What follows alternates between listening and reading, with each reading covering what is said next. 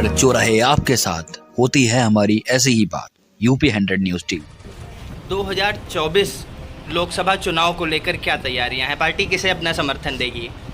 देखिए, अभी सावधान रथ यात्रा लेकर के हम लोग पूरे उत्तर प्रदेश का भ्रमण कर रहे हैं और इस सावधान रथ यात्रा 26 सितंबर से चल रही है और उत्तर प्रदेश में 21 अक्टूबर तक चलेगी। उसके बाद हम लोग बिहार में प्रवेश कर जाएंगे। पार्टी का 20वां स्थापना दिवस जो बिहार के गांधी मैदान पटना में मनाया जा रहा है, तो उसकी तैयारियां हम लोग कर रहे हैं और जनता को सावधान कर रहे हैं। जो सत्ता में रह चुकी पार्टियां हैं, जो बार बार सरकार अपनी सत्ता और शासन के धौंस से जनता को धोखा देने का कार्य की है, नौजवानों को बेरोजगार की, महिलाओं की रक्षा नहीं कर पाई, बेरोजगारी चरम सीमा पर बढ़ गई।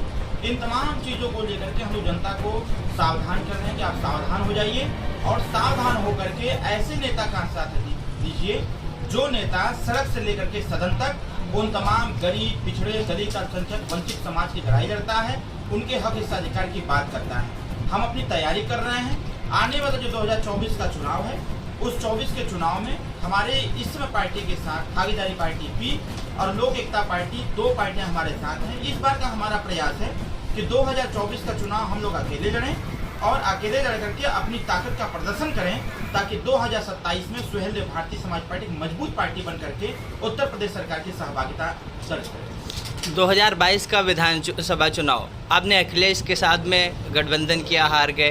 क्या मानते हैं, हार का कारण किसे मानते हैं? हार का कारण तो मैं बार बार बोलता हूँ कि अखिलेश यादव जी हैं। ओवर कॉन्फिडेंस अखिलेश यादव जी का, और अखिलेश यादव के इर्द गिर्द रहने वाले वो जो नवरत्न टाइप के लोग हैं, ऐसे लोग अखिलेश जी को गुमराह करके रखे थे।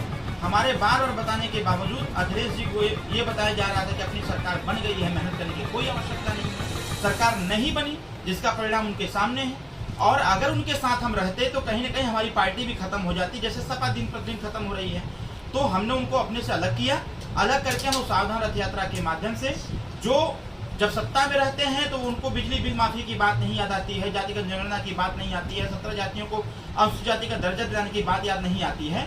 जब सत्ता से हट जाते हैं तब उनको याद आने लगती है। तो ऐसे लोगों के साथ रहने से अच्छा है कि अकेले अपनी शक्ति और संगठन को मजबूत किया जाए और 2024 के साथ साथ 27 की तैयारी में लगाया जाए। बीते दिनों आपका एक बयान आया कि अखिलेश यादव जी केवल यादवों का साथ दे रहे हैं और उन पर ज़्यादा फोकस कर रहे हैं। देखिए, मैं इस बात को बार बार कहता हूँ, अखिलेश यादव मुस्लिम और यादव को अपने पार्टी के एक वोट समझते हैं कि मुस्लिम कहाँ जाएगा, यादव कहाँ जाएगा। उनका ये भी स्टेटमेंट रहता है कि जब तक यादव मुस्लिम को मारेगा नहीं, तब तक मुस्लिम कम्युनिटी हमारे साथ कैसे खड़ी रहेगी, पहली चीज। दूसरी चीज ये कि 3 अक्टूबर 2013 को इलाहाबाद हाईकोर्ट ने एक फैसला दिया था।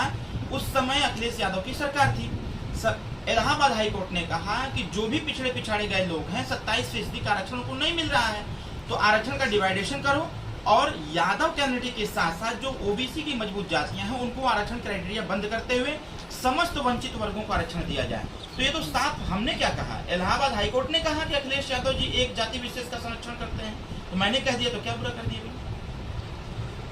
क्या लगता है 2024 का चुनाव आप अकेले लड़ेंगे? कितनी सीटों पर जीत आने की उम्मीदें हैं दिखा रहे हैं? 2022 के चुनाव में अखिलेश यादव के साथ हम थे। अखिलेश यादव जी ने बड़ी पार्टी से गठबंधन करके 47 सीट जीते थे 2017 में।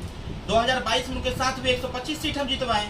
हमारे संगठन इस समय पूरे उत्तर प्रदेश में फैला हुआ है और लगातार बढ़ रहा है, लगातार वो तेजी के साथ ग्रोथ कर रहा है।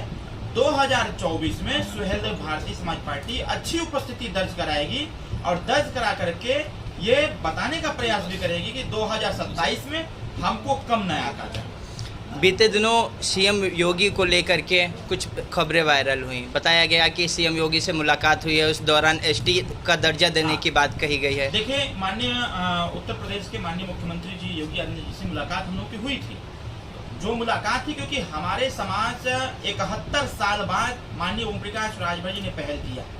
71 साल पहले जब 8वीं विधानसभा थी तो अनुसूचित जनजाति में राजभर समुदाय को डालने का पूरा प्रपोजल तैयार हो गया था। कहीं न कहीं उसको रोक दिया गया था, लेकिन इलाहाबाद हाई कोर्ट ने अभी 4 महीना पहले सरकार को आदेश दिया था कि राजभर जाति को अनुसूचित जनजाति में शामिल करके जो इनके समाज में सामाजिक, शैक्षणिक, राजनीतिक और आर्थिक दृष्टिकोण से जो पिछड़े गए लोग उनको आगे बढ़ाया जाए।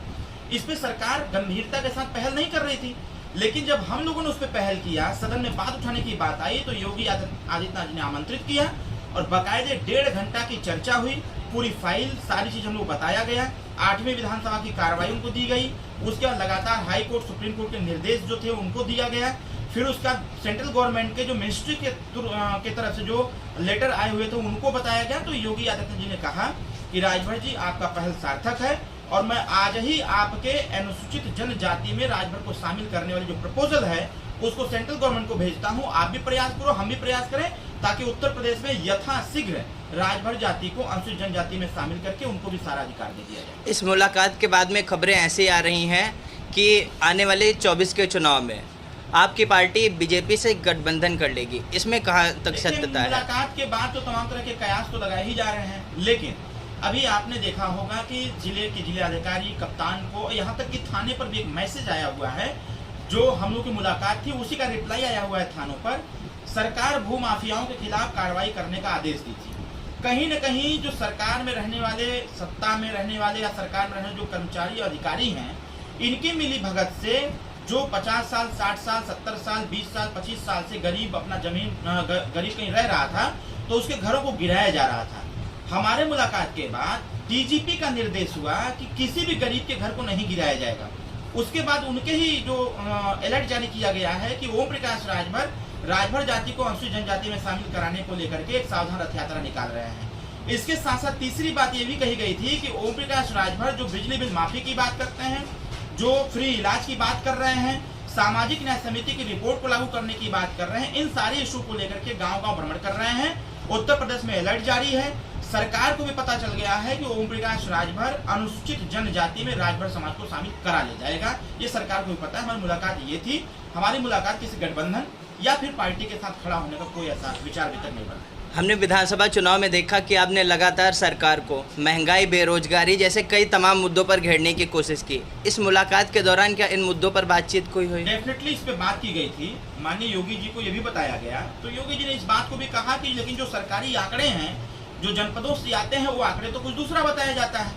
उनको माननीय ओम प्रकाश राजभर जी ने स्पष्ट तौर पर अवगत कराया कि सर, सरकारी आंकड़ों के अलावा आप अपने लोगों को जीरो लेवल पर भेजें, ग्राउंड रूट पर भेजें, भेज करके इसका पता कराएं। कहीं न कहीं ये हम आज भी इसकी बात कर रहे हैं कि उत्तर प्रदेश में जिस प्रकार से बेरोजगारी, महंगाई और अपराध बढ़ा हुआ है, कहीं न कहीं इससे पूरा प्रदेश त्राहिमाम चिल्ला रहा है। विकल्प की तलाश है प्रदेश को भी, और विकल्प इसमें सिर्फ ओम प्रकाश राजभर हैं, क्योंकि सदन से लेकर सड़क तक हर गरीब गुरबे की बात, गांव से लेकर शहर तक के लोगों की समस्याओं की बात कोई करता है तो उसका नाम ओम प्रकाश राजभर है। सरकार भी दहशत में है ओम प्रकाश राजभर के क्रियाकलाप से और ओम प्रकाश राजभर के स्टैंड से। इसलिए हम एक महीने की यात्रा चला करके सरकार को भी आगाह कर रहे हैं कि पूरे प्रदेश की हालत ये है, इस पे कड़ी से कड़ी कार्रवाई या फिर कोई योजनाबद्ध तरीके से कार्य नहीं किया गया तो 2024 और 2027 बहुत मुश्किल होगा, और मुश्किल भरा जो रास्ता होगा उसमें सबसे बड़ी बाधक हम लोग। सरकार ने बीते दिनों एक आदेश दिया कि मदरसा और वक्फ बोर्ड जो है उनकी संपत्तियों की जांच होगी और इनका सर्वे कराया जाएगा। सरकार के इस निर्णय को आप कैसे देखते हैं? देखिए, सर्वे तो उत्तर प्रदेश के जो सरकारी विद्यालय हैं उनका भी हम लोगों ने कहा है कराने के लिए, क्योंकि जिस प्रकार से मैंने पहले ही कहा है आपको कि जिस प्रकार से सरकारी आंकड़े पेश किए जाते हैं वो कहीं न कहीं सरकार को गुमराह करने वाले होते हैं।